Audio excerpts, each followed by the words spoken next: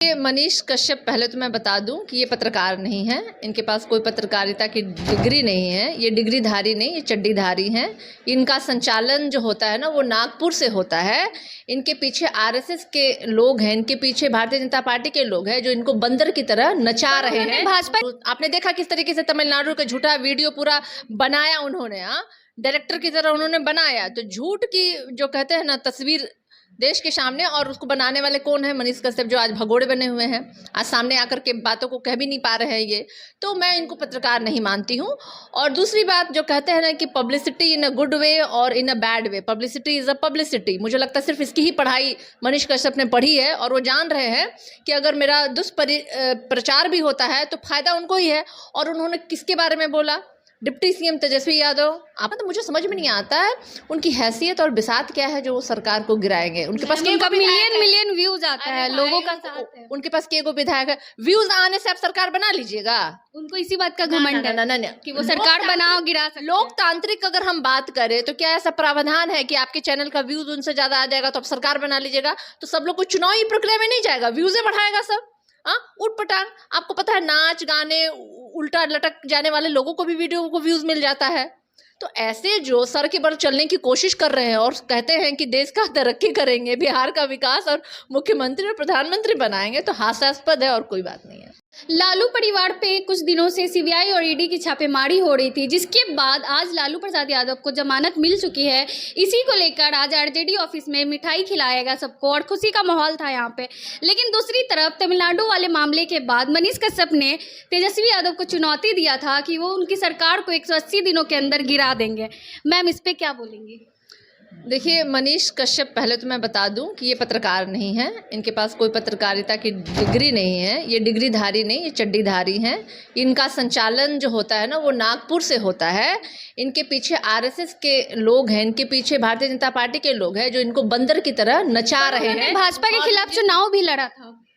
भाई, चुनाव भाजपा के खिलाफ लड़े या किसके खिलाफ लड़े वो मायने नहीं करता। आज वो भाजपा के बंदर बने हुए हैं और जो मदारी की तरह इनको नचाया जा रहा है। और आपने देखा किस तरीके से तमिलनाडु का झूठा वीडियो पूरा बनाया उन्होंने। डायरेक्टर की तरह उन्होंने बनाया। तो झूठ की जो कहते हैं ना तस्वीर देश के सामने, और उसको बनाने वाले कौन है? मनीष कश्यप, जो आज भगोड़े बने हुए हैं, आज सामने आकर के बातों को कह भी नहीं पा रहे हैं। ये तो मैं इनको पत्रकार नहीं मानती हूँ।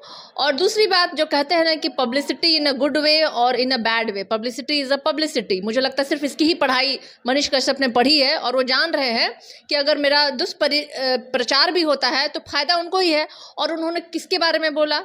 Deputy CM Tejashwi Yadav. आपको पता है कि वो देश के जो कहते हैं एक युवा नेता के रूप में जाने जाते हैं। और बिहार की जनता कितना प्यार और पसंद करती है वो प्रमाण है आपके पास कि आरजेडी नंबर 1 की पार्टी बन के उभरी। हम लोगों ने इस बार तेजस्वी यादव के चेहरे पे ही चुनाव लड़ा था और जिस तरीके से प्यार और स्नेह उन्हें मिला, तो ऐसे पे लोगों पे और व्यक्ति पे वो उसने निशाना साधने का मतलब मुझे समझ में नहीं आता है उनकी हैसियत और बिसात क्या है जो वो सरकार को गिराएंगे। उनके पास मिलियन व्यूज आता है, लोगों का साथ है। उनके पास केगो विधायक है। व्यूज आने से आप सरकार बना लीजिएगा? उनको इसी बात का घमंड है कि वो सरकार बनाओ, गिरा सकते। लोकतांत्रिक अगर हम बात करें तो क्या ऐसा प्रावधान है कि आपके चैनल का व्यूज उनसे ज्यादा आ जाएगा तो आप सरकार बना लीजिएगा? तो सब लोग को चुनावी प्रक्रिया में नहीं जाएगा, व्यूजे बढ़ाएगा सब।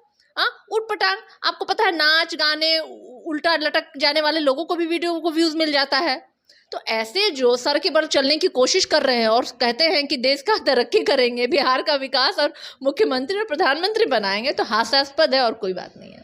वो गरीबों की आवाज़ उठाते हैं, ऐसा वो कहते भी हैं, लोग उनको सपोर्ट भी कर रहे हैं। वो नागपुरियों की आवाज़ उठाते हैं। मैं फिर से बोल रही हूँ, ये चड्डीधारी ना सिखाएं देश को कि आवाज़ और क्या होता है। वो लोग बस वही जो करते हैं हाफ पैंट पहन के, वो लोग वही करें, वही उनको शोभा देता है। चिराग पासवान भी बोल रहे हैं कि नीतीश कुमार से सरकार नहीं संभल रहा, राष्ट्रपति शासन लागू हो जाना चाहिए। चिराग पासवान जी से तो उनका अपना पार्टी ही नहीं संभला। आपने देखा ना किस तरीके से रामविलास पासवान जी ने लोक जनशक्ति पार्टी को खून पसीने से सींच करके एक पार्टी बनाई, उसको 2 टुकड़े में बंटवा दिया। किसने बंटवाया? चिराग पासवान ने। राम के हनुमान कहे जाने वाले ये भूल रहे हैं क्या रामविलास पासवान की मूर्ति और संविधान और तमाम चीज़ों को किस तरीके से उनके आवाज़ से बाहर फेंका गया था? तस्वीर दिखाऊं क्या मैं, अगर भूल गए हैं चिराग पासवान जी? बिहार में महागठबंधन हमारे मुख्यमंत्री नीतीश कुमार जी के साथ, उनके सहयोग के साथ तरक्की के रास्ते पे है और हम बिल्कुल इंटैक्ट है, मजबूत है। मैम भाजपा तो कह रही है जंगल राज आ चुका है फिर से। देखिए, ये भाजपा बलात्कारियों का राज करने वाले लोग, आरक्षण को मारने वाले लोग, लोकतंत्र की हत्या करने वाले लोग, संविधान को जलाने वाले लोग, देश को बेचने वाले लोग, जो कहते थे मैं देश नहीं बिकने दूंगा, बेच दिया हर एक संसाधन को। तो ऐसे जुमलेबाज, ऐसे तड़ीपार वाले लोगों के बारे में क्या अब कहें। देश की जनता उनको 2024 में हटाने वाली है। जमानत मिल चुकी, क्या लग रहा है अब सीबीआई ईडी का फिर से खतरा नहीं होगा? वो सब हम लोग घबराने वाले नहीं हैं। वो हम लोग रोज़ जानते हैं कि कल का सवेरा होगा तो हो सकता है दरवाजे के बाहर सीबीआई और ईडी का जो कहते हैं ना कि टट्टू लोग खड़े हों। सब लोग घबराने वाले नहीं हैं। तो आने वाले लोकसभा चुनाव के लिए ये लोग ऐसा कर रहे हैं? भारतीय जनता पार्टी पूर्णिया रैली को देख करके घबरा गई। वो जान गए कि 40 जो सांसद उनको बिहार की धरती से मिला, उस बिहार को इन्होंने अनदेखा किया। आज विशेष राज्य का दर्जा नहीं मिला। एक हमारी पटना यूनिवर्सिटी, 100 विश्वविद्यालय पूरे देश में, जिसमें एक भी विश्वविद्यालय जो है ना वो पटना से नहीं, बिहार से नहीं है। ये किसकी देन है? अरे ठगा आपने बिहार की जनता को, जिस तरीके से देश की जनता को आपने ठगा, आज तो उसका आपको खमियाजा तो भुगतना पड़ेगा ना। 40 आपको आपको राज्य से सांसद मिल रहे हैं, उस राज्य को आप अनदेखा कीजिए तो उसका तो निश्चित रूप से 2024 में बिहार की जनता उनको दिखलाएगी। तो ये हमारे साथ आरजेडी की नेत्री सारिका पासवान जी थी। बिहार में जो भी तमाम मुद्दे हैं उन पे लेके हमने उनसे बातचीत की। आपको हमारी बातचीत कैसी लगी कमेंट करके ज़रूर बताएं।